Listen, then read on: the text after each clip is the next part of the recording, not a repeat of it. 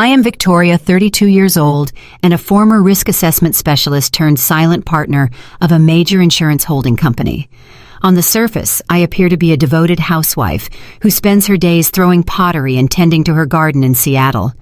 I have spent the last 5 years building a perfect life for my husband, carefully curating his career and his ego.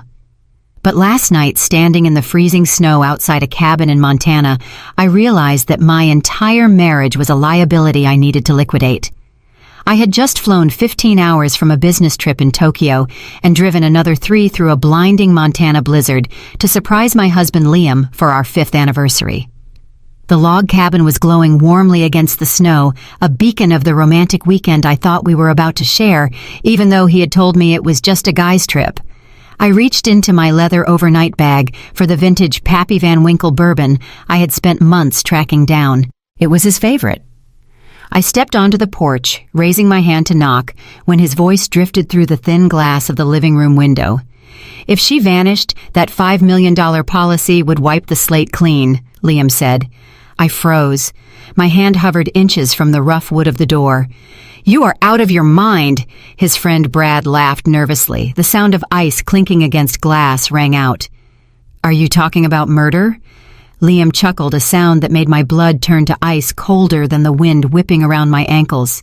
Not murder, just an accident. Or a disappearance. I already loosened the railing on the master bedroom balcony back in Seattle. One slip on a rainy night and problem solved. Or if she got lost out here in the woods, even better. Once the money clears, I could finally date her sister Bella without the guilt. My breath caught in my throat. Bella, my younger sister, the one person I had protected my entire life. Brad laughed again, but it was uneasy. "You are a piece of work, Liam. I look at it as a business decision." Liam said, his voice arrogant and slurred. "She is boring, Brad. She is just a potter. She contributes nothing to the bottom line. I am the one bringing in the bacon. I deserve a life that matches my status." I looked at the bottle in my hand. Then I looked at the man I had supported for 5 years, the man whose job I had secured, the man whose debts I had quietly paid off. I did not knock. I set the expensive bourbon down on the welcome mat. It was a parting gift for the life we used to have. Then I turned around and walked 5 miles back to the main road in the freezing dark. I could have burst in there screaming. I could have called the police right then. But I chose a more painful route. I decided to make his worst nightmare come true by giving him exactly what he wanted. Before we see how I turned the hunter into the prey, hit that subscribe button if you believe that silence is a woman's loudest scream. The walk back to the main road was grueling. The snow was knee-deep in places and the wind bit through my cashmere coat, but I did not feel the cold. I was fueled by a white-hot rage that burned steadily in my chest. Every step I took away from that cabin was a step away from the Victoria he knew. The submissive, quiet wife was dead. She died the moment he mentioned the balcony railing. By the time I reached my rental car, my plan was already forming. It was precise, cold, and devastating. I drove straight to the Bozeman airport, my knuckles white on the steering wheel. I did not go back to Seattle. Instead, I booked the first available flight to San Jose, Costa Rica. As the plane climbed over the Rockies, leaving the blizzard and my marriage behind, I connected to the in-flight Wi-Fi. Liam thought he was the provider. He thought his job as a regional sales director paid for our lifestyle. He never questioned why I handled the taxes or why his name was on the checking accounts while mine was on the trusts. He was so blinded by his own narcissism that he never realized he was merely an employee in the business of our marriage, and I was the CEO. I opened the banking app on my phone. The screen illuminated the dark cabin of the plane. The joint account held $40,000. It was money I had transferred there just last week to cover the renovations on the kitchen he wanted. I tapped the transfer button. I moved every single cent into an offshore holding company he did not know existed. The balance dropped to 0. Next, I pulled up the credit card portal. Liam had an American Express Platinum card that he loved to flash at dinners. It was supplementary to my primary account. I saw the pending charges from the liquor store in Montana and the deposit for the cabin rental. I clicked Cancel Card. Reason for cancellation: theft. I sat back in my seat and ordered a glass of champagne. The flight attendant smiled at me. "Heading on vacation?" she asked. Something like that, I replied. I am starting a new life. When I landed in Costa Rica, the tropical heat hit me like a physical wave, a stark contrast to the freezing betrayal of Montana. I checked into a private villa I had purchased 3 years ago under my maiden name. It was my sanctuary, a place Liam did not know existed because he never cared to ask about my investments. For 3 days, I went dark. I turned off my primary phone. I did not log into social media. I became a ghost. On the third evening, my security notification pinged on my iPad. Liam was back in Seattle. I pulled up the live feed from the living room camera. I watched him walk into our empty house. He was tanned from his ski trip, looking relaxed and arrogant. He dropped his bag on the floor and called out my name. Babe. I am home. Silence. He walked into the kitchen. No welcome home kiss, no dinner on the table, no fresh flowers in the vase. The house was cold. A normal husband would panic. A normal husband would call 911 immediately if his wife was not home and her phone was off. Liam did not do that. He poured himself a drink and sat on the sofa. He picked up his phone and dialed. I turned up the volume on my iPad. Hey, Bella, he said, his voice dripping with fake concern. Is Vic with you? I watched him. He was leaning back, feet up on the coffee table. He was not worried. He was hopeful. He was checking to see if his plan had worked. Maybe he thought I had slipped on the balcony. Maybe he thought I had run off. No, she is not here, he continued. Yeah, I just got back. The house is empty. Her car is gone. That is weird, right? He paused, listening to my sister on the other end. Okay, well, let me know if she calls you. I am getting a little worried. He hung up and immediately opened a sports betting app on his phone. I zoomed in. He was placing a $5,000 bet on a basketball game. He tried to use the American Express card. Declined. I saw the frown crease his forehead. He tried again. Declined. He cursed and pulled out his debit card. Insufficient funds. He sat up straight, the color draining from his face. He opened his banking app. I could imagine the shock on his face as he stared at the zero balance. He frantically refreshed the page. Nothing. He stood up and paced the room. Where is the money, he muttered. Where is she? This was the moment. The first crack in his armor. He was not scared for me. He was scared for his wallet. I closed the security app and dialed Jordan. Jordan was my late brother's wife and the most ruthless senior prosecutor in King County. She was the only person in the world I trusted. She answered on the first ring. Victoria, where are you? I have been trying to reach you for 3 days. Bella is freaking out. She says Liam called her acting strange. I am safe, Jordan, I said, keeping my voice steady. I am in Costa Rica. Costa Rica? What is going on? I took a deep breath. Liam wants the insurance money, Jordan. He told Brad he wished I would disappear. He talked about the balcony railing. There was a heavy silence on the line. I could hear Jordan shifting in her chair, the sound of papers rustling. Did he touch you? Jordan asked, her voice dropping to a dangerous growl. No, I left before he saw me. But Jordan, he is planning to cash out my life insurance policy. He thinks it is his ticket to freedom. Jordan sighed, a long, weary sound. It is worse than that, Vic. I did some digging when you asked me to check his credit last week. I was going to tell you when you got back. He forged your signature. My grip on the phone tightened. What do you mean he took out a second mortgage on the house? The documents were notarized by one of his shady friends. He pulled out $200,000 against the equity, and that is not all. He is drowning in gambling debt. He owes some very dangerous people. If he does not pay up by next month, he loses everything. That is why he is desperate. The puzzle pieces fell into place. The urgency, the desire for a quick accident. He wasn't just greedy, he was cornered. A cold smile spread across my face. He wants a disappearance, I will give him one. Victoria, what are you thinking? Jordan asked, her tone wary. I am not coming back, Jordan. Not yet. Let him file the missing persons report. Let him play the grieving husband. Let him file the insurance claim. Jordan chuckled darkly. You want him to commit insurance fraud on a policy held by your own company? Exactly, I said. I want him to think he has won. I want him to spend money he does not have. I want him to dig a hole so deep that he can never climb out. And when he thinks he is finally free, I want to watch him crumble. You know this is dangerous, Vic. If the police think you are really missing, it becomes a massive investigation. That is why I need you, I said. You are the family attorney. You manage the narrative. Keep the police focused on him. Make sure they see the inconsistencies. Jordan paused. I can do that. I can make his life a living hell legally. But you have to stay hidden. If you pop up too soon, he gets off with a slap on the wrist. We need him to sign that insurance claim. That is the felony. That is the nail in the coffin. Consider it done, I said. I hung up the phone and looked out at the ocean. The sun was setting, painting the sky in shades of violet and blood orange. I felt a strange sense of peace.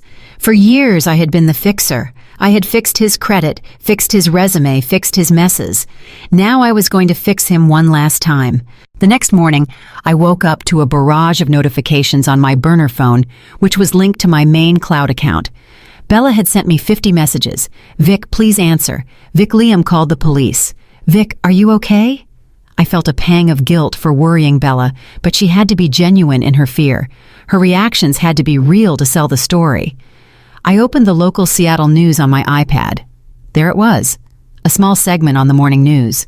Local woman reported missing. Victoria Vance, 32, was last seen leaving for a business trip. Her husband, Liam Vance, reported her missing after she failed to return home. I clicked on the video. Liam was standing on our front porch, microphones shoved in his face. He looked haggard. He had clearly not shaved, and he was wearing a wrinkled shirt. It was a good performance. We just want her home, Liam said, his voice cracking. She has been under a lot of stress lately. I am worried she might have done something to herself. I threw my head back and laughed. He was playing the suicide card. He was trying to set the stage for a body never being found. He was disgusting, and he was predictable. I switched back to the security camera feed. The police were in the house now. 2 officers were standing in the living room taking notes. Liam was sitting on the edge of the sofa, wiping his eyes. She was depressed, Liam told the officer. She kept saying she felt trapped. She talked about driving into the mountains and never coming back. Liar. Suddenly the front door swung open. Jordan walked in. She was wearing a sharp navy blue suit, her heels clicking loudly on the hardwood floor. She looked like an avenging angel. "Excuse me, Jordan," boomed her voice, filling the room. "Who said she was depressed?" Liam jumped up. "Jordan, thank God. I was just telling them." "I heard what you were telling them," Jordan interrupted, cutting him off with a glare. "And it is absolute nonsense. Victoria just signed a contract to buy a new commercial pottery studio last week. She was planning a trip to Italy for next summer. Does that sound like a woman who wants to end it all?" The police officer looked from Jordan to Liam. "Is this true, sir?" Liam stammered. "Well, she hid it well. You know how she is, Jordan? She puts on a brave face." Jordan stepped closer to him. She towered over him in her heels. "I know my sister-in-law, Liam, and I know she would never leave without her passport. Did you check if her passport is gone?" Liam blinked. I did not check." The officer moved towards the study. "We should check that." I watched as they rummaged through the desk drawers. My passport was right here in my bag in Costa Rica. But I had a second one, an expired one that I kept in the safe. They found nothing in the desk. "It is gone," Liam said, relief washing over his face. "See? She must have taken it." Jordan narrowed her eyes. "Or maybe she just moved it. But let us talk about her car. You said her car was gone." "Yeah," Liam said. "The garage is empty. I checked the airport parking records on my way over." Jordan lied smoothly. "Her car is not there, and there are no flight records of her leaving the state under her name. So if she drove off, where did she go?" Liam was sweating now. "I do not know. That is why I called you guys. I just want my wife back." He reached out to touch Jordan's arm, but she recoiled as if he were radioactive. "Do not touch me," Jordan hissed. "If something happened to her, Liam, I will not rest until I find out the truth. And if I find out you had anything to do with it." She let the threat hang in the air. The police officers exchanged a look. The seed of suspicion had been planted. Jordan was brilliant. Over the next 2 days, the pressure on Liam began to mount. I monitored his emails. The bank was threatening foreclosure on the second mortgage he had taken out. The bookies were sending him cryptic texts about breaking legs.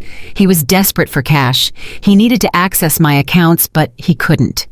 He needed to sell the house, but he couldn't without my signature. His only option was the life insurance. But to claim life insurance on a missing person usually takes 7 years, unless there is proof of death. Or unless he could convince the insurance company to expedite the claim due to hardship or clear and convincing evidence of an accident. I watched him pacing the living room at 3 a.m. He was talking to himself. "Just do it," he whispered. "Just say she fell." He picked up the phone and called Brad. "Dude, I need you to back me up," Liam whispered. "We need to tell them she came to the cabin." What Brad's voice was tinny on the speakerphone. "No way, man. That makes me an accomplice. She is gone, Brad. She is not coming back. If I do not get that money, I am dead anyway. Tony's guys are going to kill me. Just say she showed up. We argued and she drove off in the storm. Say she was drunk." I leaned closer to the screen. He was rewriting the narrative. Brad hesitated. "I do not know, Liam." "I will give you 50 grand, Liam said, "when the policy pays out. 50 grand, just for saying you saw her." There was a long pause. "Fine," Brad said, "but that is it. I saw her. She was drunk, she left." "Good," Liam exhaled.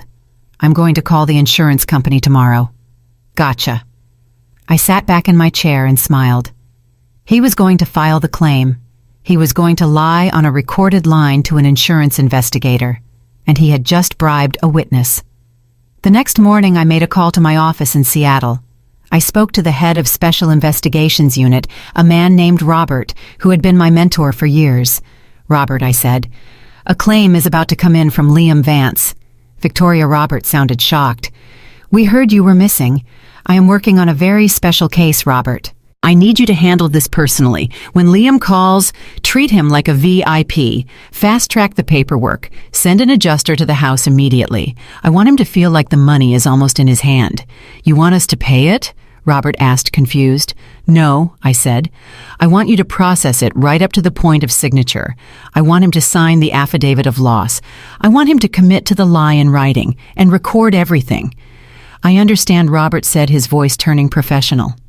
"We will send our best man. Game on." Later that afternoon, a sleek black car pulled up to my house.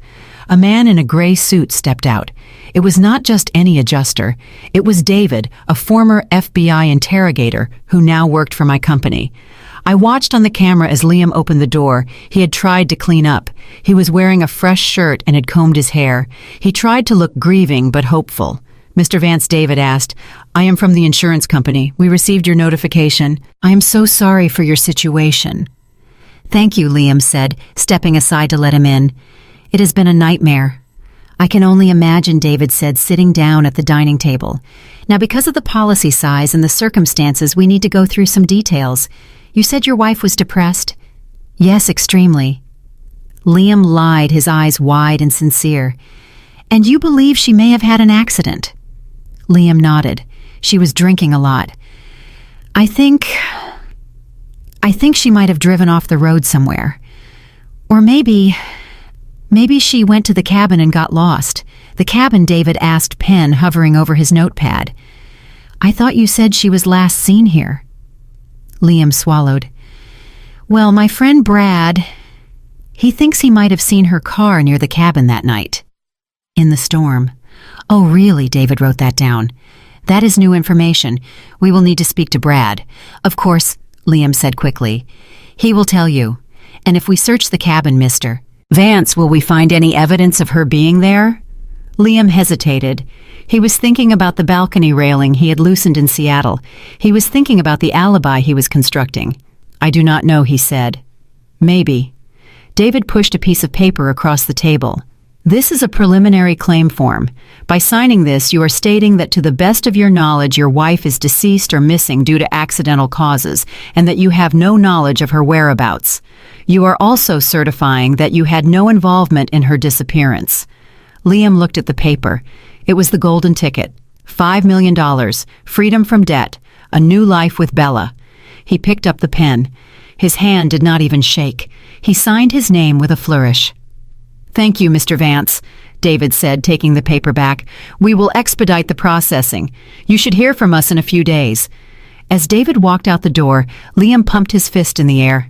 "Yes," he whispered. He grabbed his phone and called Bella immediately. "Bella, can I take you to dinner tonight?" he asked. "I need to get out of this house. I need someone to talk to." I watched him, a wave of disgust rolling over me. He had just signed his own death warrant, and now he was trying to seduce my sister. I picked up my burner phone and texted Bella. "He is asking you to dinner. Say yes. Pick the most expensive restaurant in town. Order everything, and wait for my signal." Bella replied instantly. "Done." I poured myself another coconut water. The trap was set. The mouse had taken the cheese. Now it was time to snap the neck. 3 days. That is exactly how long it took for Liam to crack. From the safety of my villa in Costa Rica, I watched the live feed on my iPad with a glass of iced tea in my hand. The delay wasn't because he was hoping I would return. It was because he was terrified of the questions that would follow. But Bella had done her job perfectly. She had called him every hour, screaming, crying, and threatening to call the FBI herself if he did not contact the local police. He had no choice. He was cornered by the expectations of a worried family, and now he had to play the role of his life. I watched as Detective Miller, a weary-looking man with a thick notepad, sat on my floral armchair. He looked out of place in the pristine living room I had designed. Across from him, Liam sat on the edge of the sofa. The performance he was putting on was both pathetic and infuriating. He was hunched over his elbows, resting on his knees, his face buried in his hands. He was trying to project the image of a husband destroyed by grief, but I knew him better than anyone. I saw what the detective did not. I zoomed in on the screen. Liam's left leg was bouncing uncontrollably. That was his tell. It was not grief, it was anxiety. He kept glancing at the expensive Rolex on his wrist, the one I had bought him for his promotion. He was not checking the time because he was waiting for news about me. He was checking it because his bookie had given him a deadline and he needed this police report filed so he could initiate the insurance claim. Every second the police spent in the house was a second he wasn't getting paid. "So when did you last see your wife, Mr. Vance?" The detective asked, his voice low and professional. Liam sniffed loudly, wiping a non-existent tear from his cheek. He looked up, his eyes red. I wondered if he had rubbed onion on them before the police arrived. 3 nights ago, Liam said, his voice trembling just enough to sound convincing. "She packed a bag. She said she needed space. We had a small argument about finances. She spends so much, I try to keep us afloat, but she just does not understand the value of $1. I gripped my glass so hard I almost shattered it. The audacity. He was painting me as the reckless spender when he was the one who had gambled away our savings. He was planting the seed that I was irresponsible, unstable. And did she say where she was going? Detective Miller asked, writing something down. No. Liam shook his head. She just said she wanted to go somewhere far away. She said she felt trapped. Honestly, Detective, I have been worried about her mental state for months. She has been different.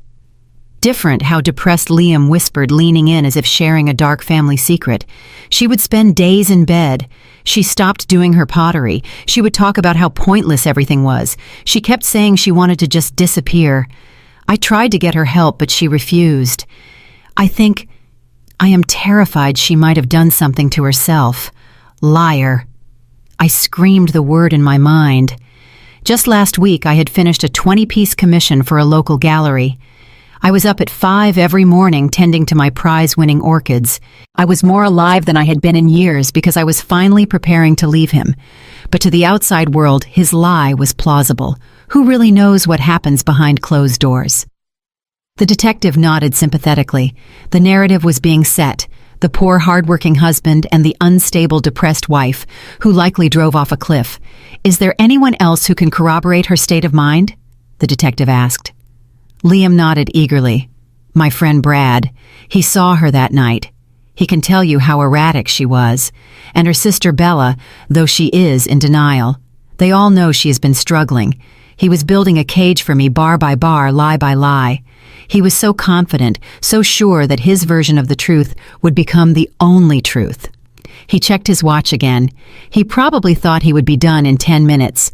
Then the front door did not just open. It was thrown open. The sound slammed through the speakers of my iPad. Liam jumped a foot in the air. Detective Miller turned around, his hand instinctively going to his belt. Standing in the doorway was Jordan. She was magnificent. She was wearing a tailored charcoal power suit that screamed authority. Her hair was pulled back in a tight, severe bun, and she was holding a thick leather briefcase. She did not look like a grieving relative. She looked like an executioner. Jordan Liam stammered, standing up. "What are you doing here?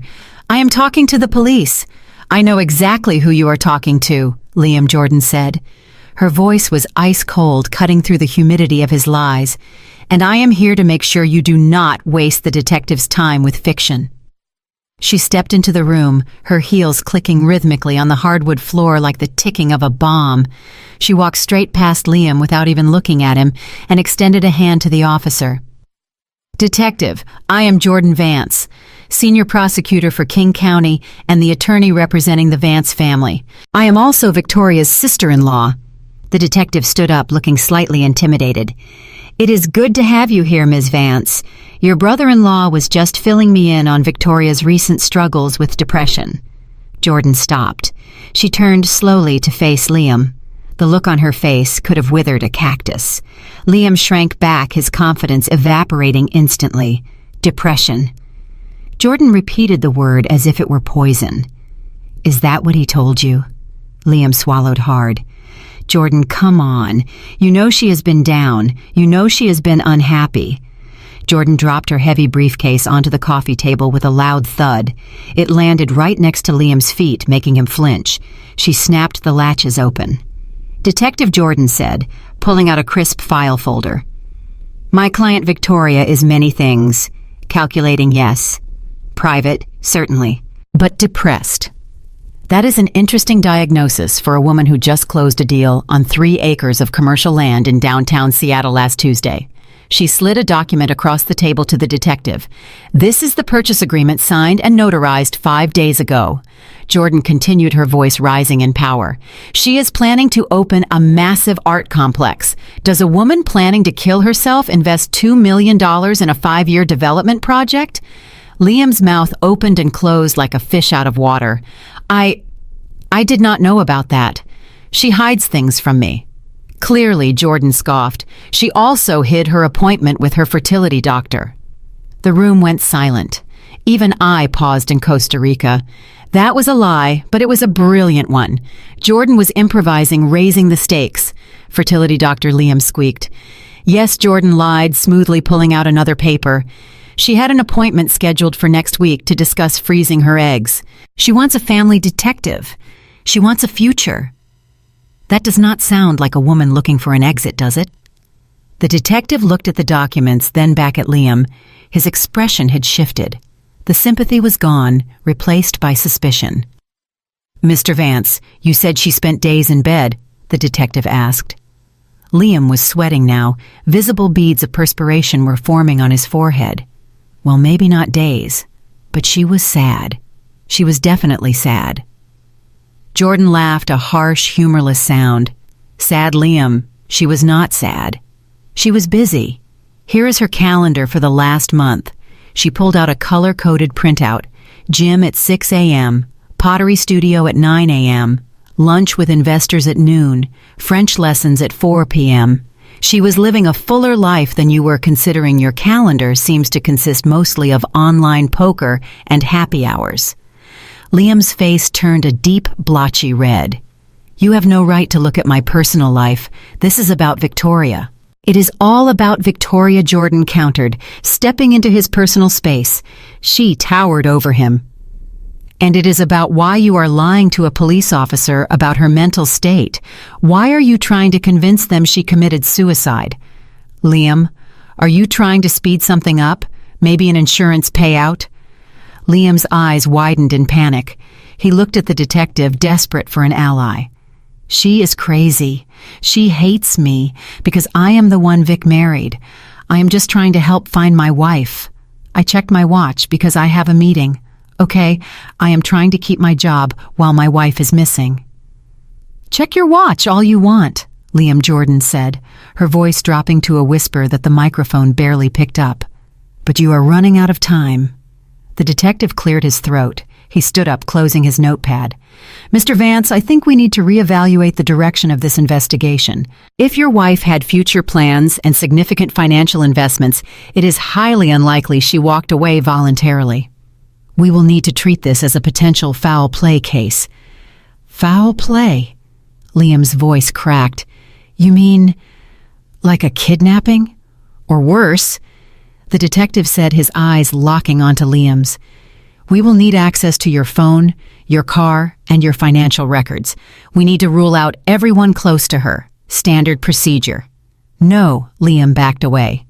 You cannot have my phone. I have client confidentiality. If you have nothing to hide, Mr. Vance, it should not be a problem, Jordan interjected, crossing her arms.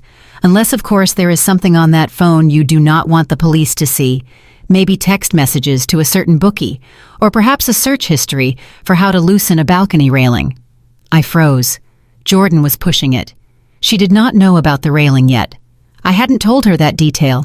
She was bluffing, guessing based on his character. But the color drained from Liam's face so fast, he looked like a corpse. He looked terrified. He knows. He thinks she knows. I will get a warrant if I have to, Mr. Vance. The detective said, his tone hardening.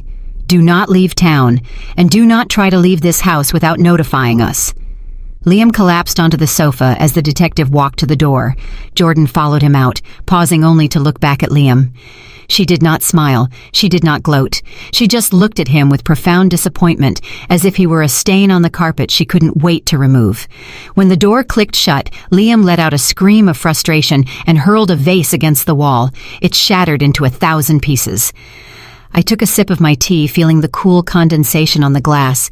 The actor had forgotten his lines. The audience was turning against him, and the show was just getting started. It took exactly 4 hours after the police left my house for Liam to text my sister. I was sitting on the terrace of my villa in Costa Rica, the humid night air clinging to my skin, when Bella forwarded me the screenshot. It was a simple message, innocent to the untrained eye. But I saw the predatory intent behind every pixel. It read, Bella, I know this is hard on everyone. I do not want you to be alone tonight. Let me take you to dinner. We need to support each other. I felt a wave of nausea roll through me. My husband, the man who had just lied to detectives about my mental state, was not grieving. He was hunting. He had always had a twisted fascination with Bella. She was younger, a model, the trophy he felt he deserved, but could never afford. Now, with me out of the picture and a $5 million insurance payout theoretically on the horizon, he thought he was finally upgrading. I picked up my burner phone and typed a reply to Bella. Go, make him feel like a king, and order the most expensive thing on the menu. Bella replied with a vomiting emoji, but she agreed. She was doing this for me. She was walking into the lion's den to help me skin the lion. I switched apps to track Liam's location. He was moving. He had left our house and was driving toward downtown Seattle. I watched the blue dot on the map pull up to the Metropolitan Grill. Of course, it was the most expensive steakhouse in the city, a place where business deals were signed and affairs were hidden in high-backed leather booths. He was not taking her for a quick bite to mourn his wife. He was taking her on a date. I could not hear the audio inside the restaurant, but I did not need to. I knew Liam's playbook. He would play the victim. He would talk about how difficult I was, how he had tried so hard to save me, but I was just too broken. He would lean in close, using his grief as a tool to bridge the physical distance between them. I opened my banking app. This was the only window I had into their evening. Pending transaction, the Metropolitan Grill, authorization hold $5. He had opened a tab. He had handed the waiter the Platinum American Express card. My card. The card I had reported stolen 3 days ago. I sat back and waited. The trap was set. 2 hours later, my phone buzzed again. It was Bella texting from the bathroom. He is disgusting. He just told me that you never understood his ambition. He put his hand on my knee. Vic, I want to punch him. I replied instantly. Hold on. The check is coming. Wait for the fireworks. I closed my eyes and imagined the scene. I knew exactly where they were sitting. Liam would be leaning back, a glass of expensive Cabernet in his hand, feeling like the master of the universe. He was probably looking at Bella, thinking about how easy it had been. He thought he had committed the perfect crime. No body, no evidence, and now the girl of his dreams sitting across from him. He signaled for the check. I saw the alert on my banking dashboard. Transaction attempted $640. Status declined. Reason card reported stolen. I smiled. The first domino had fallen. Inside the restaurant, the scene played out exactly as I had choreographed it. The waiter, a professional man in a white jacket, would have walked back to the table. He would not have shouted. He would have leaned down discreetly, placing the card back on the table. "I am sorry, sir." The card was declined. Liam would have laughed. "That is impossible. It is a platinum card." "Run it again." "I did, sir. It says the card has been reported stolen." I watched the second attempt hit my dashboard. Status declined. Liam's arrogance would have vanished in a second, replaced by cold panic. He did not have $600 in his personal account. He had nothing. He had spent the last of his cash on the gas to drive there. He would have patted his pockets, pretending to look for another card. "There must be a mistake," he would stammer. "My bank is... They are overly cautious. Let me call them."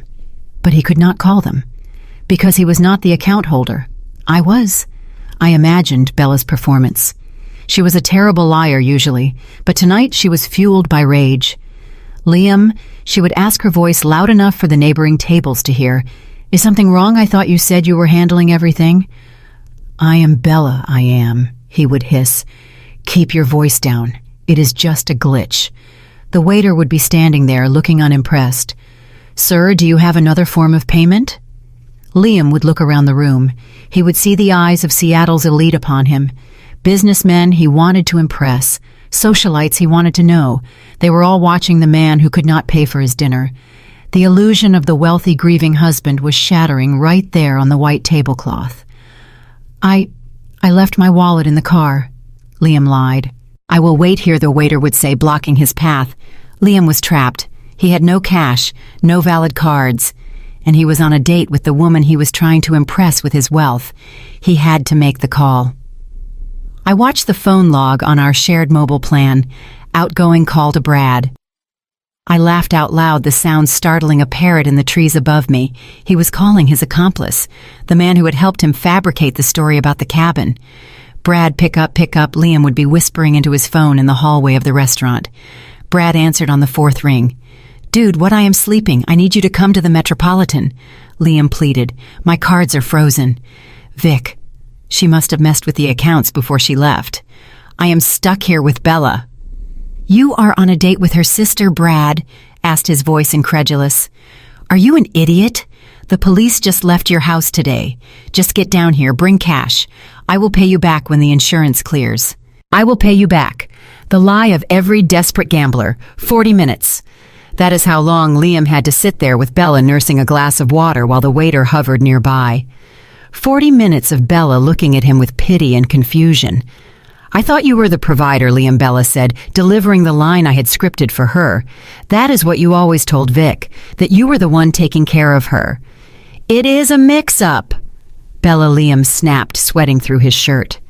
When Brad finally arrived, he looked disheveled and annoyed. He threw a stack of bills on the table, not even looking at Liam. "Let's go," Brad said. "You are embarrassing yourself." They walked out of the restaurant, but it was not the triumphant exit Liam had planned. It was a walk of shame. He had to follow Brad like a scolded child. Bella walked ahead of them, texting me. "Done. He looks like he wants to die. He asked me not to tell anyone." I sipped my drink, the ice clinking softly against the glass. "Don't tell anyone," I whispered to the night air. "Oh, Liam, everyone is going to know." I opened the local Seattle gossip forums on my iPad. I created a new anonymous account. "Saw Liam Vance at the Metropolitan tonight," I typed. "His wife has been missing for 3 days and he is out dining with her model sister. And get this, his card got declined. Had to call a buddy to bail him out. Does not look like a grieving husband to me." I hit post. Within minutes, the comments started rolling in. Disgusting. I heard he has gambling debts. Maybe he killed her for the money and realized he is broke. The court of public opinion was now in session, and Liam had just provided the opening statement for his own prosecution. I closed the iPad and leaned back. The humiliation was just the appetizer. Tomorrow, the real pain would begin. He had signed the insurance claim.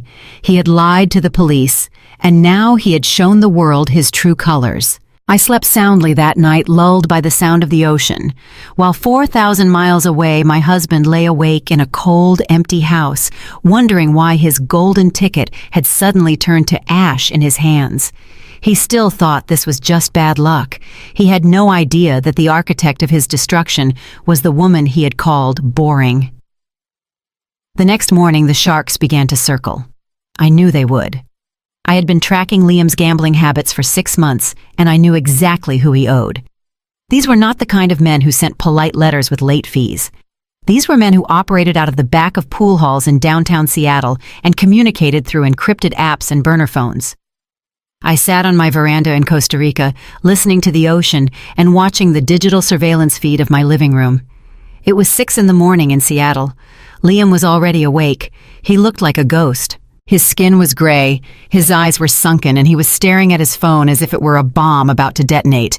It vibrated on the coffee table. He flinched. He let it ring 4 times before picking it up. "Hello," he whispered. I could not hear the other side of the conversation, but I did not need to. I saw Liam's hand shaking. I saw him swallow hard, his Adam's apple bobbing in his throat. I know, he stammered. "I just need a few more days. The money is coming. It is a large sum. I just need—" He stopped talking. The person on the other end had likely interrupted him with a threat. Liam closed his eyes. "Please do not go to my office," he begged. "I will get it. I promise. Tuesday. Give me until Tuesday." He hung up and dropped the phone as if it burned him. He put his head between his knees and hyperventilated. The clock was ticking. Tuesday. That gave him less than 96 hours to come up with $200,000. He stood up and walked to the liquor cabinet.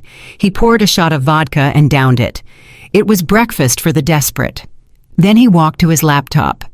I switched my view to the screen mirroring software I had installed on his computer months ago. He opened the browser and typed in Sentinel Life Insurance. I smiled. Sentinel Life. To the average consumer, it was just another mid-sized insurance provider with a blue logo and a catchy jingle about protecting your legacy. To Liam, it was the company that held the $5 million policy on my life. But to me, Sentinel Life was something else entirely. It was asset number 4 in my portfolio. 5 years ago, when Liam was busy buying a luxury car, he could not afford to celebrate a promotion he did not deserve. I was quietly executing a leveraged buyout of a failing insurance firm. I rebranded it, restructured the underwriting algorithms, and turned it into a cash cow. I owned it through a shell company called VAV Holdings, Victoria Ann Vance. My initials were right there in the paperwork, buried under layers of corporate bureaucracy that Liam was too lazy to ever read. He was about to file a claim with my company, asking for my money to pay for my disappearance. The irony was so delicious I could taste it. I watched his cursor hover over the claims section. He clicked on File a New Claim. The screen asked for the policy number. He typed it in from memory. He had probably memorized it the day he loosened the balcony railing. Next came the reason for the claim. There was a drop-down menu: natural causes, illness, accidental death, homicide. He paused. His mouse hovered over accidental death, but there was no body. If he selected that, they would ask for a death certificate immediately. He scrolled down, presumed dead/disappearance. He clicked it. A warning box popped up. Please note, claims for missing persons are subject to a mandatory waiting period of 7 years unless there is clear and convincing evidence of death or a court order. Liam cursed under his breath. I saw him mouth the F word. He did not have 7 years. He did not have 7 days. He clicked the box that said, Request expedited review for hardship. This was the trap. By requesting an expedited review, he had to provide a detailed narrative of why he believed I was dead. He had to commit to a story. He began to type. My wife Victoria Vance has been suffering from severe depression. On the night of her disappearance, she drove to our cabin in Montana. My friend Brad witnessed her arriving in a state of extreme intoxication. She was erratic and suicidal. She drove off into a blizzard. Given the terrain and the weather conditions and her state of mind, it is highly probable she drove off a ravine. Her vehicle has not been found due to the snow, but I believe she is deceased. I am facing severe financial hardship due to the loss of her income and need these funds to maintain our home. I read the words as they appeared on the screen. Every sentence was a lie. I was not depressed. I was not intoxicated. And the only financial hardship he was facing was his own gambling addiction. But the most damning part was the last sentence, loss of her income. For years he had bragged to everyone that he supported me. He told his friends I was a hobbyist, a drain on his resources. Yet here in a legal document, he was admitting that he needed my money to survive. He reviewed the form. His finger hovered over the submit button. This was the point of no return. Once he clicked that button, he was committing insurance fraud. It was a federal crime. It was a felony. "Do it, Liam," I whispered at my screen. "Sign your life away." He clicked submit. A confirmation message appeared. "Your claim has been received. Reference number 89442. A case manager will contact you shortly." Liam exhaled a long, shaky breath. He slumped back in his chair, thinking he had just set the wheels in motion to save his skin. He had no idea. In Costa Rica, my iPad pinged with a special notification. It was a red alert from the Sentinel Life internal system. Subject high-value claim, flagged for executive review. Policyholder, Victoria Vance. Claimant, Liam Vance. Reason conflict of interest/owner policy. I had set up this algorithm years ago. Any claim involving my name or my family members was automatically routed directly to the CEO's private server. It bypassed the standard claims adjusters. It bypassed the regional managers. It came straight to me. I opened the file. There it was. His digital signature. The timestamp. The IP address from our home in Seattle. I held his fate in my hands. I could deny the claim right now. I could send him a rejection letter and watch the bookies tear him apart on Tuesday. But that would be too fast. That would be mercy. I wanted him to sweat. I wanted him to think he was winning. I wanted him to dig the hole so deep that when the walls finally collapsed, he would be buried alive. I opened the admin panel. I logged in with my master credentials. I changed the status of the claim from pending review to preliminary approval, investigation required. Then I assigned a specific investigator to the case, Agent David Thorne. David was my head of security. He was the man I had sent to the house earlier, the one who had played the role of the sympathetic adjuster. I typed a note into the internal file for David's eyes only. Instruction: he has bitten the hook. Proceed with Phase 2. Make him believe the payout is imminent. Request a walkthrough of the cabin. Make him lead you to the crime scene. I hit save. Back in Seattle, Liam's email dinged. He opened it. It was an automated response from Sentinel Life. Dear Mr. Vance, your request for expedited review has been preliminarily approved pending a field investigation. We understand your difficult situation and are prioritizing your case. Liam read the email and a smile broke across his face. It was the first time he had smiled in days. He punched the air. Yes, he shouted. I am saved. He grabbed his phone and texted his bookie. Money is coming. Insurance approved. I will have it next week. Back off. He thought he was smart. He thought he had outmaneuvered the system. He did not realize that the system was his wife and she was watching his every move. I closed the laptop and walked to the edge of the pool. The water was crystal clear, reflecting the bright blue sky. I dipped my toes in. The water was warm. Liam was celebrating a victory that was actually his funeral march. He had just officially claimed I was dead. Now I had to make sure the world knew he was the one who killed me. Not with a gun or a knife, but with his greed. I picked up a piece of pottery clay from the table on the terrace. I began to mold it in my hands. It was shapeless and gray, just like Liam's future. I squeezed it hard, watching it ooze between my fingers. The first crack had appeared. Now it was time to shatter the vase completely. 2 days after Liam submitted the insurance claim, the doorbell rang at our Seattle home. I was 4,000 miles away, sitting in the shade of a palm tree, but I felt the tension as if I were standing right next to him. I watched on my tablet as Liam smoothed his hair in the hallway mirror. He looked tired. The dark circles under his eyes were real, but they were born of fear, not grief. He checked his teeth, practiced a sad smile, and opened the door. David Thorne stood on the porch. To the world, David was a senior claims investigator for Sentinel Life. To me, he was the former head of security for a diplomatic envoy, a man I had hired 3 years ago to handle internal audits for my holding company. He was professional, meticulous, and terrifyingly observant. He held a leather portfolio in one hand and extended the other to my husband. "Mr. Vance," David said, his voice deep and reassuring. "Thank you for seeing me on such short notice." "Please come in," Liam said, stepping aside. "I appreciate you coming. I really need to get this sorted out." They walked into the living room. The afternoon sun streamed through the windows, illuminating dust motes dancing in the air. The house was messy. Pizza boxes were stacked on the counter, and empty beer bottles cluttered the coffee table. It was the lair of a bachelor, not a grieving spouse. David sat down, placing his portfolio on his knees. He looked around the room, his eyes lingering on the mess for a fraction of a second longer than polite society dictated. "I understand this is a difficult time," David began. "But as I mentioned on the phone, a claim of this magnitude, especially involving a disappearance without a body, requires a higher burden of proof.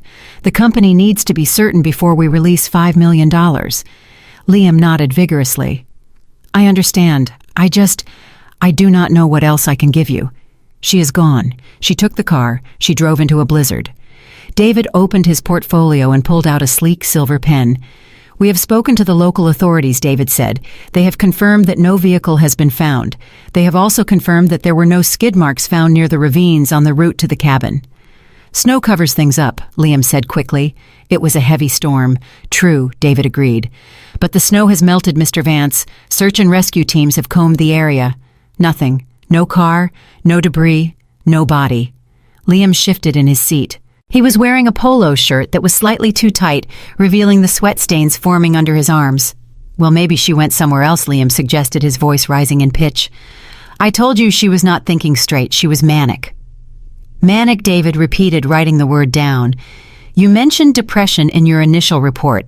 Now you say manic. Can you elaborate?" "She was all over the place," Liam exclaimed, throwing his hands up. "One minute she was crying, the next she was buying expensive things we could not afford. She was unstable. She kept talking about how she was a burden to me, how I would be better off without her." I watched from my screen, my jaw tightening. He was using my silence to paint me as a monster. He was rewriting our history to suit his greed. "Did she ever express specific intent to harm herself?" David asked, his gaze fixed on Liam like a laser. Liam hesitated. This was the pivot point. If he said yes, he strengthened the suicide narrative. If he said no, it looked like an accident, which was harder to prove without a body. Yes, Liam lied. She did. David stopped writing. He looked up. "Mr. Vance, this is crucial. Did she leave a note? A letter? A diary entry? Anything written that would corroborate this intent? Because without physical evidence of her state of mind, the review board is likely to deny the claim or delay it for the statutory 7 years. 7 years. The words hung in the air like a death sentence. Liam's face went pale. He could not wait 7 years. He could not wait 7 days. I have not looked through all her things yet," Liam stammered. I have been too distraught to go into her office." David closed his portfolio with a soft snap. "Take your time, Mr. Vance, but I must be honest with you. If you can find a journal, a note, anything in her handwriting that indicates she was planning to end her life, I can approve this payout by the end of the week. Without it, my hands are tied." The bait was taken. David stood up to leave. "I will look," Liam said, standing up too quickly. "I will look right now." "I will return tomorrow morning," David said. "Good luck, Mr. Vance." As soon as the door closed, Liam bolted. He did not go to the kitchen for water. He did not sit down to cry. He ran up the stairs, taking them 2 at a time. I switched the camera view to my home office. It was my sanctuary, a room filled with books, my pottery sketches, and my collection of fountain pens. Liam burst in looking wild. He began tearing through my desk drawers. He was looking for my journals. I had kept journals for years, mostly filled with gardening notes, recipe ideas, and sketches for new ceramic glazes. He found a stack of them in the bottom drawer. He pulled one out, a leather-bound notebook from 2 years ago. He flipped through the pages. "Boring," he muttered, tossing it aside. "Orchids. Dinner parties. Ugh." He grabbed another one. This one was more recent. It was half empty. He stopped. He looked at the blank pages at the end of the journal. A slow, sinister smile spread across his face. He sat down at my desk. He reached for the pen cup. He picked up a ballpoint pen. Then he frowned. He looked at the writing in the journal. I always wrote with a specific fountain pen, a Mont Blanc with midnight blue ink. He rummaged through the drawer until he found it. My pen, the one I had used to sign the deed to the house he was currently standing in. He opened a blank page near the back. He took a deep breath. He was going to forge a suicide entry. I watched, mesmerized by his stupidity. He thought he could mimic my handwriting. He thought he knew me well enough to write my inner thoughts. He began to write. I could see the tip of the pen moving across the paper. He was writing slowly, carefully, trying to copy the slant of my letters from the previous pages. October 15th, he muttered aloud as he wrote. No, that is too long ago. October 22nd, the day before she left. He wrote the date. Then he began the body of the text. I cannot take it anymore. The darkness is too much. Liam is so good to me, so perfect, and I just drag him down. He deserves a better wife. He deserves to be free of my sadness. I am going to the cabin. If I disappear in the snow, maybe he can finally be happy. I am sorry, Liam. I love you. He finished writing and sat back admiring his handiwork. Perfect, he whispered. He blew on the ink to dry it. Then he did something that made my blood boil. He ripped out a few pages before the entry to make it look like I had been spiraling for days, leaving jagged edges in the binding.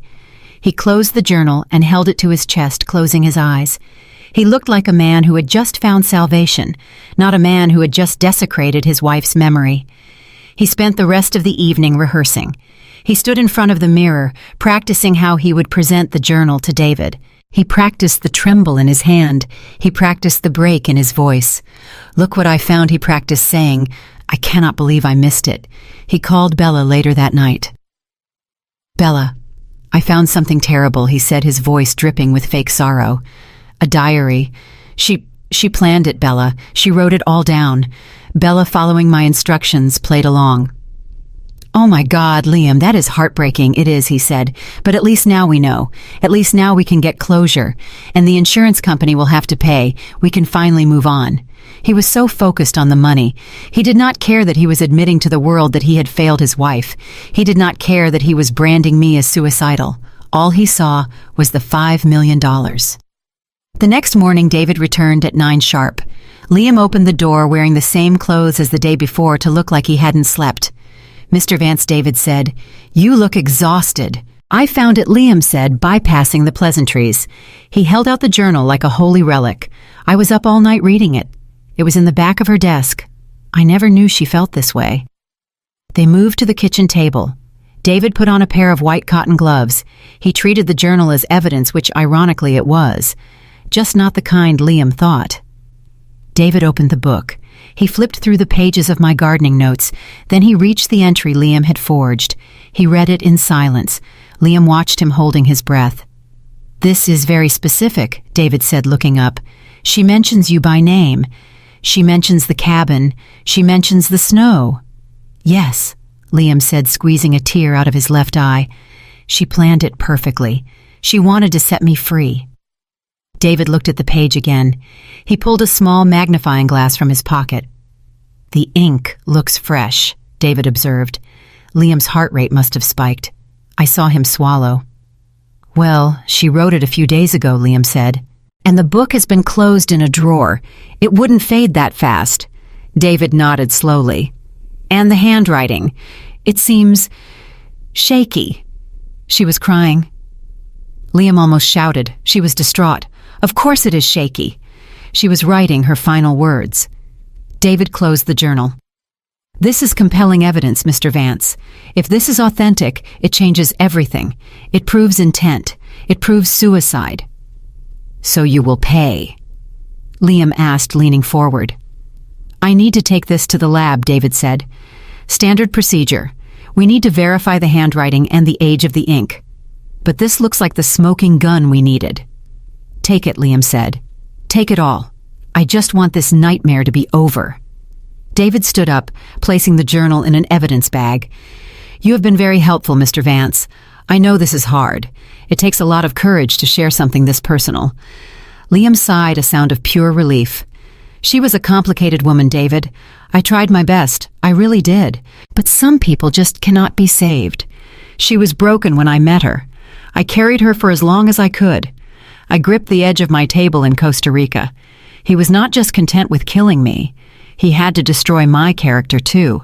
He had to make himself the hero of a tragedy he had orchestrated. But I knew something Liam did not. I knew that the fountain pen ink he had used contained a specific chemical marker. It was a rare archival ink I bought from a specialist in Japan. It had a unique drying compound that could be dated to the hour it was put on paper.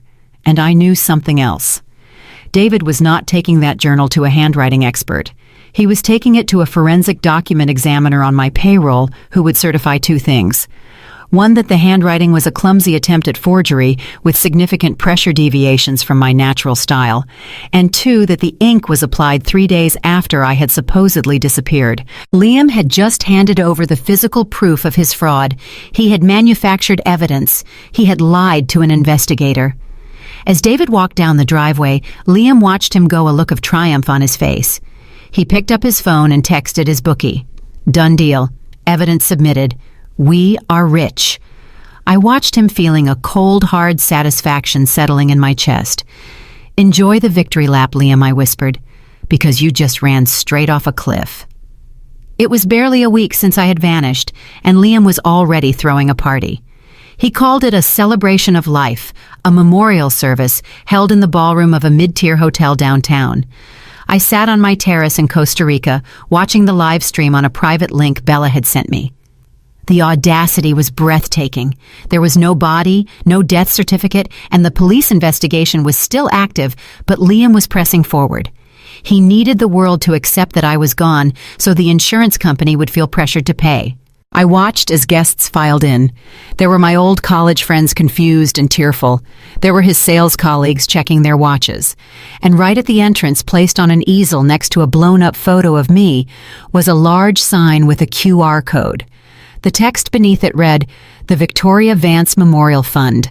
Please donate to help the family cover search costs and mortgage payments during this tragedy." He was crowdfunding his lifestyle on my grave. I zoomed in on the feed. He was wearing a black suit that I knew for a fact he had bought yesterday with the last remaining credit on a hidden emergency card I had left in the safe. He looked solemn, bowing his head as people offered condolences. He was playing the role of the widower, perfectly dabbing his eyes with a handkerchief every time a camera pointed his way. He walked to the podium. The room went silent. He adjusted the microphone, letting out a heavy, shuddering sigh. "Thank you all for coming," Liam began, his voice thick with emotion. "Victoria was the light of my life. She was fragile, yes, but she burned so brightly. I tried to save her. I tried to pull her back from the edge, but the darkness was too strong. I sipped my coconut water. The narrative was consistent. He was the hero. I was the tragedy. I keep asking myself," he continued, looking up at the ceiling as if consulting God, "what more could I have done?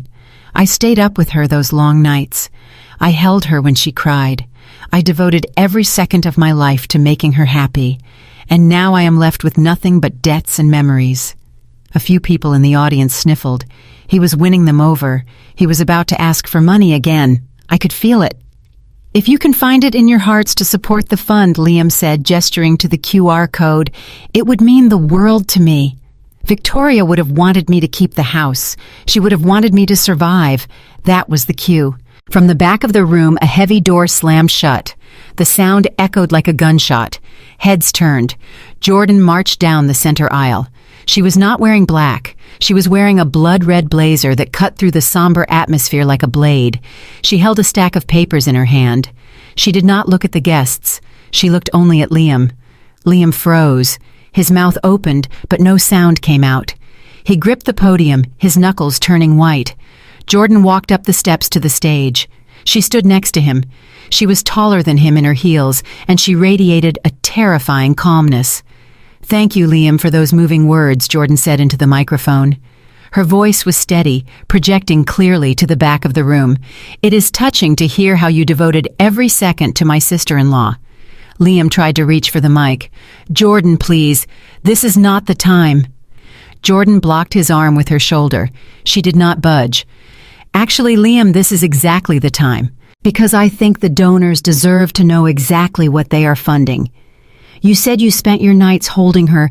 You said you were drowning in debts because of her." She held up the papers. "I have here the bank statements and digital footprint analysis from the night Victoria disappeared, and from the 3 nights preceding it." A murmur went through the crowd. Liam's face turned from pale to gray. "Jordan, stop," he hissed. "I will sue you. Sue me with what money?" Jordan asked, her voice booming. She looked at the papers and began to read. On October 22nd, the night Victoria allegedly drove off in a depressed rage, your device activity shows you were not comforting her. At 8:15 p.m., you logged into BetMGM. You lost $4,000 on a horse race in Dubai. The room gasped. I saw my mother's friend, Mrs. Higgins, cover her mouth with her hand. At 9:30 p.m., Jordan continued, ignoring Liam's attempts to grab the papers. "You transferred $2,000 to an account linked to a luxury escort service based in Portland." Liam lunged for her. "That is a lie." "Give me that." Jordan simply sidestepped him. She was an experienced prosecutor. She knew how to handle aggressive defendants. She turned her back to him, facing the audience. And at 11 p.m., Jordan read her voice, turning razor sharp. "The exact time you told police Victoria was leaving the house in tears, your browser history shows you were logged into a premium account on a site called Seeking Arrangement, messaging a user named SugarBaby99. Your message read, 'Wife is finally out of the picture, inheritance coming soon, let's meet.'" Chaos erupted. People stood up. Chairs scraped against the floor. The murmurs turned into shouts. "You are sick!" someone yelled from the back. Liam was frantic. He was pulling at his collar, looking for an exit. He grabbed the microphone stand. "She is lying. She fabricated these. It is a setup." Jordan turned to him, her face inches from his. "These are subpoenaed records, Liam. They are time-stamped, they are verified, and they are going straight to the police after this funeral." She dropped the papers at his feet. They scattered across the stage like white feathers. "You are not mourning her," Jordan said, her voice dropping to a deadly whisper that the mic still picked up. "You are fundraising for your gambling addiction. Get out of my sight." Liam looked at the crowd. He saw the disgust in their eyes. He saw his boss shaking his head and walking out.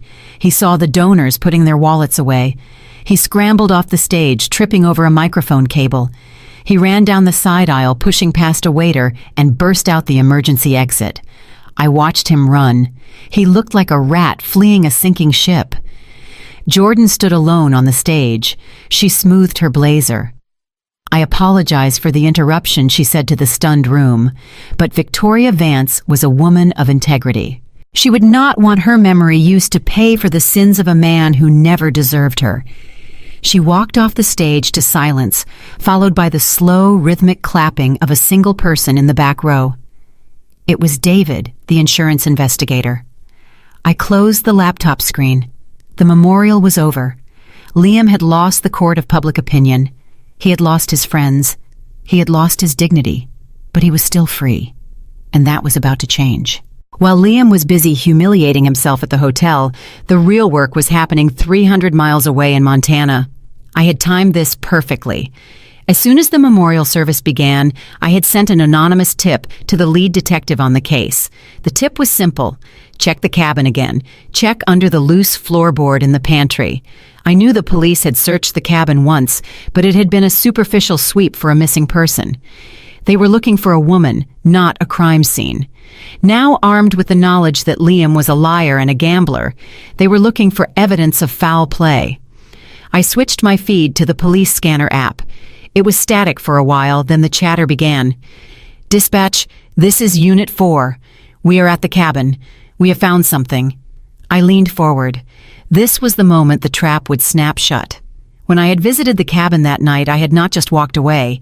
I had prepared the scene with the precision of a surgeon. I had brought the bottle of Pappy Van Winkle bourbon, Liam's favorite, the one he couldn't resist. I had wiped it clean of all prints. I had placed it on the small table near the fireplace. I knew Liam. I knew that after he loosened the balcony railing in Seattle, he would have come to the cabin eventually to stage the scene, or just to hide. And I knew that if he saw that bottle, he would touch it. He would drink from it. It was a 20-year-old bourbon worth $3,000. His greed was stronger than his caution, and he had touched it. My hidden camera in the cabin had recorded him 2 days ago when he drove up there to meet Brad. He had picked up the bottle, poured a drink, and toasted to his own genius. He had left his fingerprints all over the glass. But that was not the twist. The twist was what was under the bottle. Unit 4 to dispatch.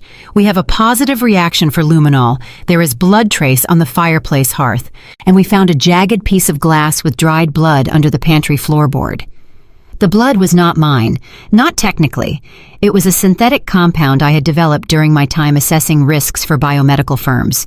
It was a DNA match for my blood type, indistinguishable from the real thing, unless subjected to a specific, expensive deep sequencing test that local police rarely used. I had planted it there, smearing just enough on the sharp edge of the stone hearth to suggest a struggle, a fall, a violent impact. Then I had cleaned it up. Poorly. I used bleach, but I left just enough residue for the luminol to catch. It looked exactly like a killer trying to cover his tracks. The narrative I was constructing for the police was clear. I had arrived at the cabin. Liam had been there waiting. We fought. He pushed me. I hit my head. He panicked, cleaned up the blood, disposed of my body, and then drove back to Seattle to play the grieving husband. The police were now connecting the dots. Missing wife, husband with massive debt, husband with a new girlfriend, husband lying about wife's depression, and now blood at the secluded cabin. It was no longer a missing persons case. It was a homicide investigation. I waited for the inevitable. It took 3 hours. Liam was sitting in his car outside the hotel, likely trying to call his lawyer or his bookie when 3 squad cars surrounded him. I watched the traffic camera feed from the intersection. Blue and red lights flashed against the rainy Seattle pavement. Officers swarmed his vehicle. They did not ask him to step out politely. They opened the door and dragged him out. I saw Liam shouting. He was pointing at his chest, probably screaming, "I am the victim here!" They spun him around. They slammed him against the hood of his leased BMW. I saw the glint of metal. Handcuffs. They read him his rights. I could almost hear the words, "You have the right to remain silent." But Liam would not remain silent. He was too arrogant. He was shaking his head, yelling at the officers. He was probably telling them about the suicide journal he had found, not realizing that the journal was now just another brick in the wall of evidence against him. They shoved him into the back of the cruiser. Back at the station, the interrogation would be brutal. I knew the logic they would use. Mr. Vance, the detective, would say, "You told us she never made it to the cabin. You told us she drove into a ravine." Yes, that is what Brad saw. Liam would insist. Then can you explain why we found her blood on the fireplace inside the cabin? Can you explain why we found a bottle of bourbon with only your fingerprints on it sitting right next to the cleanup site? Liam would be stunned. He would remember drinking the bourbon. He would realize he had been there, but he had not seen the blood. How could he? I had hidden it under the microscopic layer of bleach residue. I was there later, he would stammer. "I went to check if she was there, and you didn't call us. You didn't report finding the cabin empty. You just had a drink and left while your wife was missing. It looks bad, doesn't it?" Liam would realize. "It looks like murder." "Mr. Vance, it looks like you lured her there. You fought, you killed her, you cleaned up, and now you are trying to cash in a $5 million policy." "I am innocent," Liam would scream. The detective would just smile. "We have the motive, the gambling debts, the mistress. We have the opportunity, and now we have the forensic evidence. I leaned back in my chair, feeling the tropical breeze on my face. The sun was setting, painting the sky in violent shades of purple and orange. Liam wanted a life of excitement. He wanted high stakes. He wanted to be the main character. Well, congratulations, honey. You are now the star of the evening news. Suspect number 1. I picked up my phone and sent a text to Jordan. He is in custody. Jordan replied a second later. I am at the station.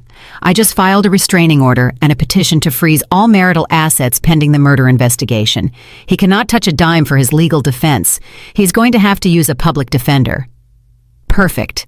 Liam Vance, the man who thought he was a king, was about to learn what it was like to be a pauper in a cage. And the best part? He still thought I was dead. He didn't know that the primary witness for the prosecution was enjoying a very expensive cocktail 4,000 miles away. The interrogation room was a sterile box of gray concrete and brushed steel, illuminated by a buzzing fluorescent light that made everyone look sickly. I watched the feed from the comfort of my villa, the tropical breeze a sharp contrast to the stale air Liam was currently breathing. He had been in that room for 4 hours. His expensive suit was wrinkled, his tie was loose, and the arrogance that defined him had begun to curdle into sheer panic. He was screaming at the two-way mirror. He paced the small length of the room like a caged animal, kicking the metal legs of the table every few minutes. I demand my lawyer, Liam shouted, his voice cracking. You cannot keep me here. This is entrapment. I am a victim. My wife is dead, and you are treating me like a criminal. The door remained shut. The police were letting him stew. They knew that silence was often the most effective tool to break a narcissist. Liam was used to being heard, to charming his way out of trouble, but in this room his charm had no currency. I want my phone call. Liam yelled again, slamming his palms on the table. Call Jordan Vance. She is a prosecutor. She will have your badges for this. I smiled. He was calling Jordan. He still believed that family loyalty would trump his crimes. He still believed that Jordan was just his sister-in-law, not the shark I had unleashed upon him. Finally, the heavy metal door clicked. Liam spun around, relief washing over his face. Thank you, he exhaled. Finally. The door swung open and Jordan stepped inside. The room seemed to shrink instantly. She carried no briefcase, no notepad, no legal files. She walked in with empty hands and a look of absolute zero on her face. The guard outside nodded to her and closed the door, leaving them alone. Jordan, Liam said, rushing toward her. Thank God. You have to get me out of here. These idiots think I killed her. They found blood at the cabin, but I swear I do not know how it got there. You have to represent me. Jordan did not answer. She walked past him and sat on the metal chair opposite the one he had been using. She crossed her legs and smoothed her skirt, taking her time. She looked at him as if he were a specimen in a jar. Sit down, Liam, she said. Her voice was quiet, but it carried a weight that made him stop in his tracks. He blinked, confused by her tone. He sat down slowly, the chains of his handcuffs rattling against the table. Okay, I am sitting, he said. So what is the plan? Do we sue for wrongful arrest, or do we focus on the bail hearing first? I cannot spend the night here, Jordan. The mattress is thin, and it smells like bleach. Jordan leaned forward, resting her elbows on the table. She stared deep into his eyes. I am not your lawyer, Liam. Liam froze. What? But you are family. You are the only lawyer I know who handles this kind of stuff. I am here as the executor of the Vance Family Trust and the legal guardian of my client's assets, Jordan corrected him. I am here to ensure that the interests of the victim are protected. Liam looked confused. The victim? You mean Victoria? But she is dead. I am the victim now. I am the widower being harassed by the police. Jordan let a silence stretch between them. It was a cruel, heavy silence. She watched him squirm. She watched the gears in his head turning, trying to make sense of why his ally was looking at him like an enemy. You really think you are the smartest person in the room, don't you? Jordan asked softly. You thought you could forge a suicide note, plant a story about depression, and walk away with $5 million. I did not forge anything, Liam protested, but his eyes darted away. That was her journal. We analyzed the ink, Liam. We know you wrote it 3 days ago. Liam's mouth opened, but no words came out. And the blood at the cabin, Jordan continued. The police think you killed her. They are building a case for first-degree murder. They are talking about the death penalty, Liam. Montana takes homicide very seriously. Liam began to hyperventilate. No, I didn't touch her. I swear. I just wanted the money. I never hurt her. She just disappeared. Jordan sat back, a look of mock pity on her face. I know you didn't kill her, Liam. Liam stopped breathing. He looked at her, hope flickering in his eyes. You do. You believe me.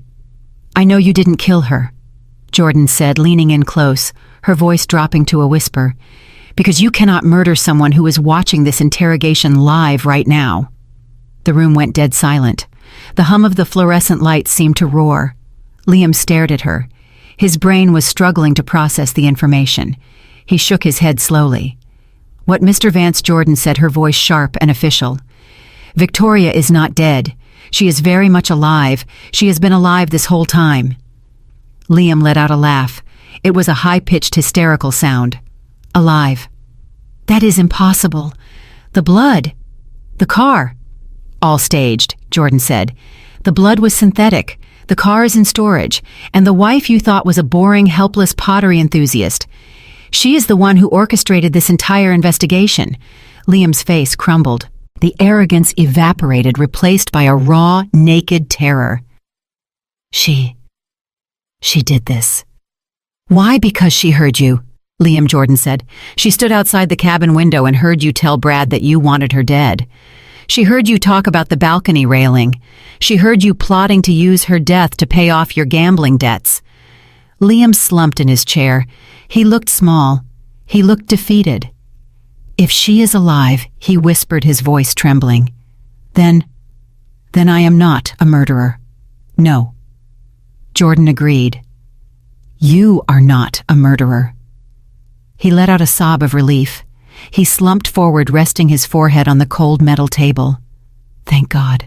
Thank God. So I can go. If there is no murder, there is no crime. I can go home.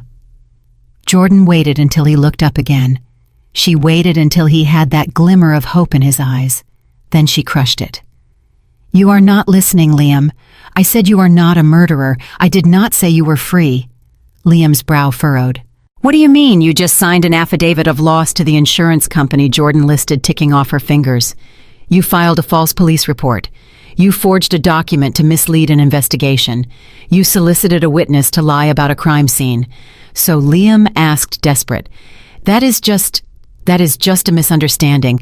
If she is alive, the insurance claim is void. No harm, no foul. Jordan smiled. It was the smile of a shark that had just smelled blood.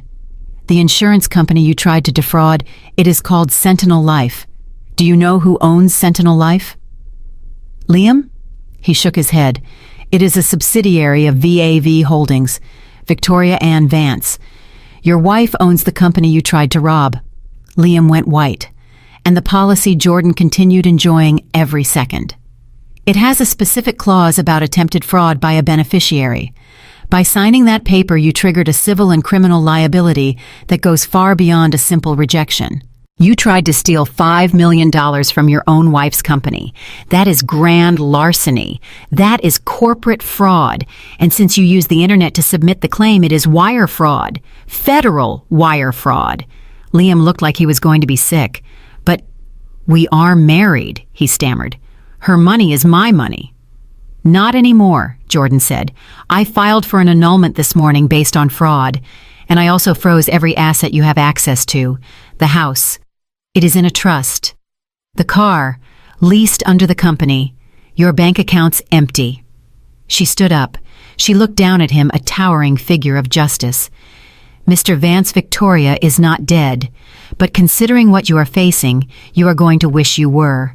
With the false statements, the attempted theft, and the conspiracy charges we are filing based on the recording of you plotting her death, you are done. Liam rattled his handcuffs. You cannot do this. I want to see her. Let me talk to her. I can explain. There is nothing to explain, Jordan said, walking toward the door. You wanted a life without her? You got it. You are going to spend the next 20 years in a federal prison, and she is going to spend your inheritance on a vacation." Jordan knocked on the door. The guard opened it immediately. "Wait!" Liam screamed, standing up, the chair screeching against the floor. "Jordan, please, I am family." Jordan paused in the doorway. She did not turn around. "You stopped being family the moment you loosened that railing, Liam." She walked out, and the heavy steel door slammed shut with a final echoing thud. I watched him on the screen. He stood there for a moment, staring at the closed door. Then his legs gave out. He slid down to the floor, curling into a ball under the table, sobbing into his hands. It was the most beautiful thing I had ever seen. The bail hearing was held in courtroom 4B, a windowless room that smelled of floor wax and old sweat. I arrived 10 minutes late on purpose. I wanted Liam to sit there in his orange jumpsuit, shackled to the table, sweating through the realization that his life was over. I waited in the hallway, adjusting the lapel of my custom ivory silk suit. It was a power suit, sharp and architectural, the kind of outfit that screamed CEO, not victim. My skin was glowing with a deep golden tan from my weeks in Costa Rica, a stark contrast to the fluorescent pallor of everyone inside. I nodded to the bailiff. He opened the heavy oak doors for me. The sound of my stilettos clicking against the marble floor cut through the murmur of the courtroom like a gunshot. Click, click, click. The room fell silent. The judge looked up from his paperwork. The court reporter stopped typing. And Liam, who had been whispering frantically to his overworked public defender, froze. He turned around slowly, the chains at his waist jingling softly. When his eyes met mine, his face went slack. He looked as if he were staring at a ghost. His mouth opened and closed, but no sound came out. He blinked rapidly as if trying to clear a hallucination. He choked out, his voice a ragged whisper. You are alive." I did not stop walking until I was standing directly in front of the railing that separated the gallery from the defendant's table. I looked down at him. He looked small. He looked pathetic. The man who had strutted around our house like a king was now just a frightened man in a cage. I did not cry. I did not rush to hug him. I did not show an ounce of the fear or sadness he had expected. Instead, I slowly removed my sunglasses, revealing eyes that were clear cold and utterly amused. "Hello, husband," I said, my voice smooth and carrying to the back of the room.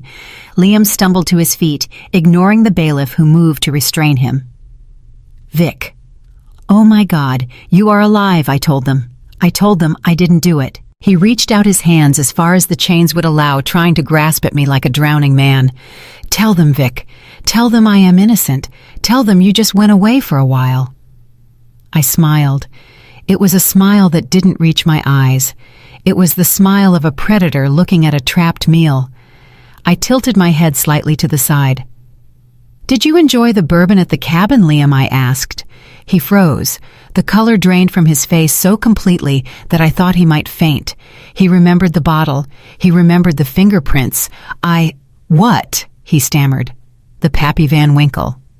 I continued, keeping my tone conversational. "I left it there as a gift. It is a shame you never got to finish the bottle, but then again, you always did get drunk on the smell of money before you actually earned it." The realization hit him like a physical blow. He realized in that split second that the bottle wasn't an accident. The blood wasn't an accident. His arrest wasn't an accident. "You," he whispered, horror dawning in his eyes. "You did this." "I am simply finishing what you started," I said. The judge banged his gavel. Order in the court. "Ms. Vance, if you are indeed the victim in this case, please take a seat or approach the bench." I turned my attention to the judge. "Your Honor, I am Victoria Vance, and I am not just the victim. I am the evidence." I walked past Liam to the prosecution table where Jordan was waiting. Jordan stood up and handed me a file. Liam watched us, his eyes darting back and forth. He looked at my tan. He looked at my expensive suit. He looked at the way I held myself. "You are not depressed," Liam whispered, his voice trembling with betrayal. "You are not sick." "No, Liam," I said, turning back to him one last time. "I was just bored of you." The courtroom erupted into whispers. Liam sank back into his chair, the fight draining out of him. He looked at me with a mixture of hatred and fear. He knew in that moment that the woman he thought he could kill for a payout was the one holding the axe. But the humiliation was just beginning. He thought escaping the murder charge was his ticket to freedom. He thought that because I was alive, the insurance fraud and the debts would just go away. He was wrong. The murder charge was just the cage. The financial revelation I was about to drop was the lock. Jordan stood up and addressed the judge. Your Honor, while the state concedes that the murder charge must be dropped due to the appearance of the victim, we are moving to arraign Mr. Vance immediately on new charges: federal wire fraud, attempted grand larceny, and conspiracy to commit murder. Conspiracy? Liam's public defender squeaked. But she is alive. Attempted murder is still a crime, Jordan said smoothly, and we have the receipt. She pulled a small black flash drive from her pocket. This drive contains audio recorded inside the cabin in Montana, as well as audio recorded in the defendant's own home, Jordan announced. Liam's eyes widened. He shook his head. No, you cannot record me in my own home. That is illegal. Actually, it is perfectly legal when the homeowner consents, I said, stepping forward. And since I own the house, I consented. Jordan plugged the drive into the court's AV system. A moment later, Liam's voice filled the room. It was crisp and clear, recorded the night he stood in the snow with Brad. If she vanished, that insurance money could clear my debts.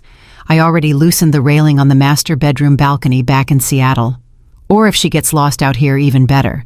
Once the money clears, I can finally date her sister guilt-free. The silence in the courtroom was absolute. The judge stared at Liam with open disgust. The public defender closed his file, looking like he wanted to be anywhere else. Liam shrank in his seat. He tried to make himself invisible. There was no spinning this. There was no context that could save him. He had confessed to premeditated murder on tape. But I wasn't done.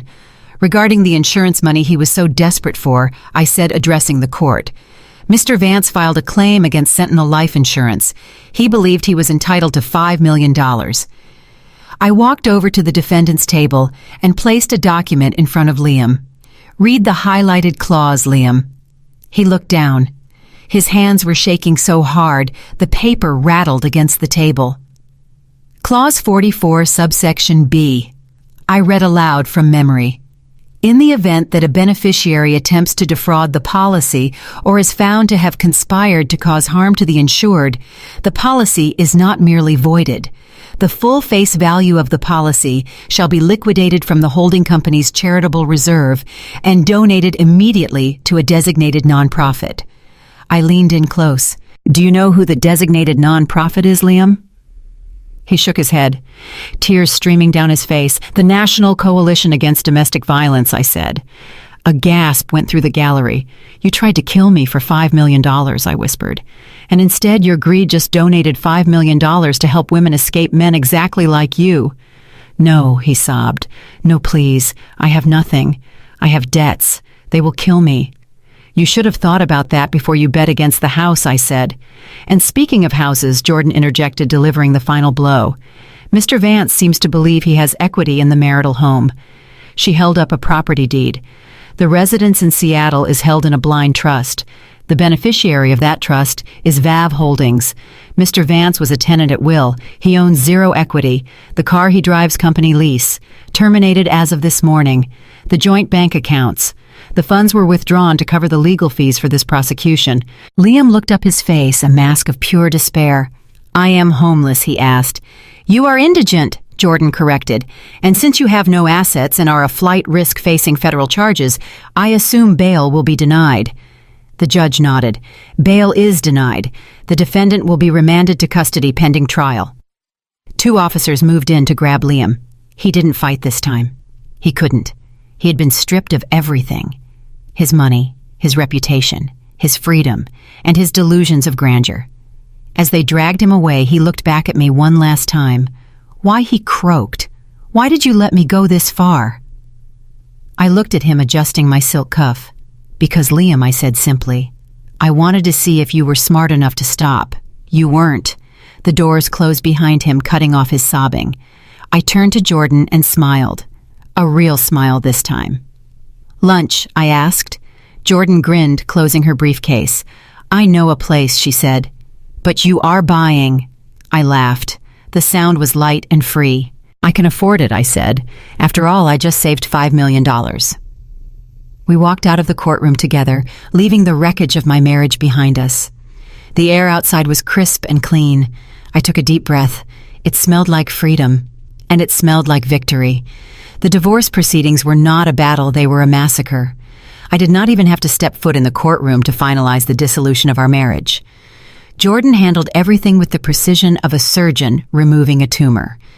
I sat in my office drinking tea, while Liam sat in a visitation room at the county jail wearing an orange jumpsuit that clashed horribly with his complexion. He signed the papers with a trembling hand, giving up his rights to everything, including the dog he never walked and the furniture he never paid for. But losing his marriage was the least of his problems. The federal indictment came down 3 days later, and it was heavy. The charges were wire fraud, attempted grand larceny, and conspiracy to commit murder. Liam tried to plead ignorance. He tried to tell his public defender that it was all a joke, a misunderstanding between spouses. He might have even believed his own lies until his best friend Brad walked into the interrogation room. Brad did not look at Liam. He looked at the floor. He had cut a deal the moment the police mentioned a 10-year sentence as an accessory. To save his own skin, Brad sang like a bird. He told the prosecutors everything. He detailed the conversations they had at the bar about my life insurance policy. He described how Liam had bragged about loosening the screws on the balcony railing. He admitted that Liam had offered him $50,000 to lie to the insurance investigator. I read the transcript of Brad's confession. It was pathetic. Liam screamed at him across the table, calling him a traitor and a coward. The irony was lost on him. Liam had betrayed the one person who would have protected him for life, and now he was shocked that a drinking buddy wouldn't go to prison for him. With Brad's testimony, the conspiracy charge stuck like glue.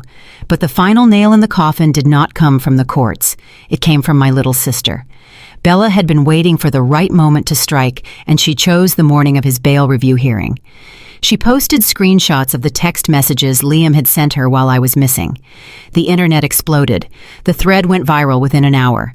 Millions of people saw the messages where Liam invited my sister to dinner while pretending to grieve for me. They saw him calling me boring and talking about upgrading to a younger model. The court of public opinion delivered a verdict harsher than any judge could. He was branded a monster, a predator. The hashtag Justice for Victoria trended for 3 days. Liam's reputation was incinerated. His LinkedIn profile was flooded with hate comments. His former employers issued public statements distancing themselves from him.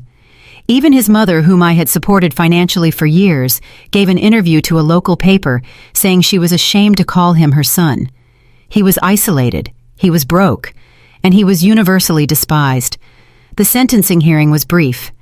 The judge had no patience for a man who wasted police resources and tried to defraud a company to pay off gambling debts. Liam stood before the bench, looking hollowed out. He had lost 20 pounds. His hair was thinning. The arrogant man who laughed about my death in a cabin was gone. 15 years. That was the sentence. 15 years in a federal correctional institution with no possibility of parole for at least 12. I watched from the gallery as the bailiffs cuffed him.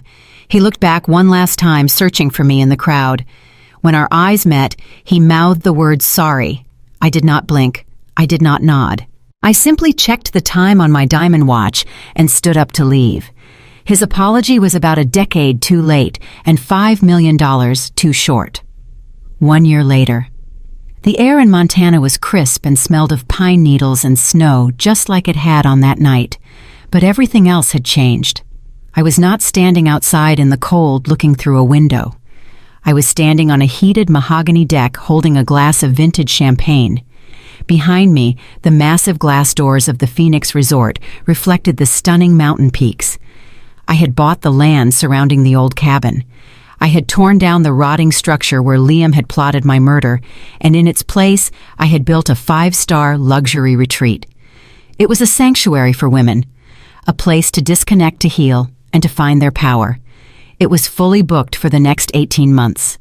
Jordan walked up beside me, clinking her glass against mine. She looked radiant in a silk blouse, having just been named a partner at her firm, thanks in part to the high-profile victory of the Vance case. To the grand opening, Jordan said, smiling, "You really outdid yourself, Vic. The press is calling this the comeback of the decade." I took a sip of champagne, looking out at the snow-covered trees. It is amazing what you can accomplish when you are not carrying 200 pounds of dead weight. We looked down at the valet stand where guests were arriving in black SUVs. They were CEOs, artists, and politicians. They were paying top dollar to stay at the resort built on the ashes of my trauma. "Do you ever think about him?" Jordan asked quietly. I paused. I thought about the man sitting in a 6x8 cell, probably mopping floors for pennies an hour. I thought about how he had underestimated me. I thought about how he had called me a boring potter while I was secretly running an empire. "I think about the economics of it," I said. "He wanted $5 million from my death. He was willing to kill me for it. But because of his stupidity, because he gave me the motivation to finally cut him loose and expand my portfolio, I have made $10 million in the last year alone." Jordan laughed, shaking her head. "You are terrifying, Victoria." I turned to her, my smile sharp and bright. "He tried to bury me, Jordan. He forgot that I was a seed." I turned back to the view, taking in the empire I had built. The lesson was simple. He thought he could steal my light to shine on himself. Instead, he burned himself alive, and I rose from the flames brighter than ever. Don't ever wake a sleeping woman, especially one who is pretending to sleep, to watch you dig your own grave. What would you do if you heard your husband plotting your murder? Would you run away in fear, or would you stay and fight like I did? Let me know in the comments below. And if you enjoyed watching a narcissist get exactly what he deserved, hit that like button and subscribe for more stories of justice served cold.